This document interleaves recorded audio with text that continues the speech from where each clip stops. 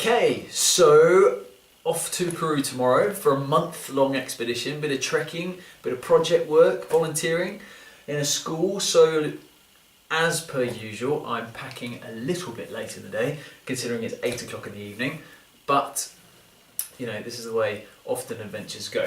So, a few things to think about. Obviously, you know, if you're going trekking at high altitude and stuff, you need your sun protection, all the stuff like that. If we're going on a big adventure like we are, we're probably going to need, you know, a notepad because we might need to write down some messages for people, or we might need in this placky bag here, I've got a compass and a whistle and stuff like this for emergencies. Okay, so that's all the kind of the real serious stuff, but there are some other very important things, not least a camera. Now most people take a fancy SLR type camera.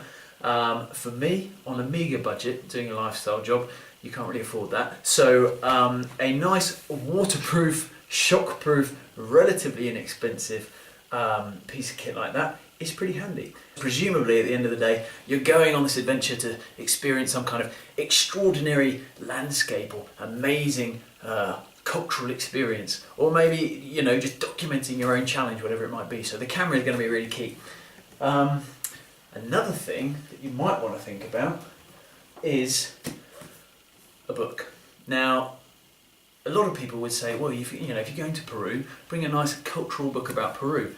Not so. I can't think of anything worse, right, after 3 weeks trekking in the jungle, being sucked on by leeches and bitten by mosquitoes, than sitting down in my hammock at night reading a book about Livingstone's arduous trek, doing exactly the same thing as me. So personally, if I'm going on quite a rough, tough trip, I like to take something completely different. So a nice Swedish novel about a 100-year-old man who climbed out of a window is perfect. So that's going in for sure. And finally, the most important thing that I own, a little bit of hair product. Because when you've got lovely long locks like me, hair care and looking good on the mountain is everything. I think it's fair to say I'm a bit nervous. A couple of things I'm worried about. Have I remembered my passport? Have I got my flight tickets? Will people understand my slightly poor Spanish? But I think mixed with that kind of anxiety is this overriding feeling of excitement. You know, I've never been to Peru. I've never seen Machu Picchu, which is supposed to be one of those world's 7 wonders, you know. And all these things people talk about Peru, you know, the friendliness of the people and the diversity of the landscape, the jungle mixed with the desert, mixed with the mountain. I'm just very, very excited to go and see what it's all about for myself. And of course, with my cheapo camera, hopefully get a few snaps.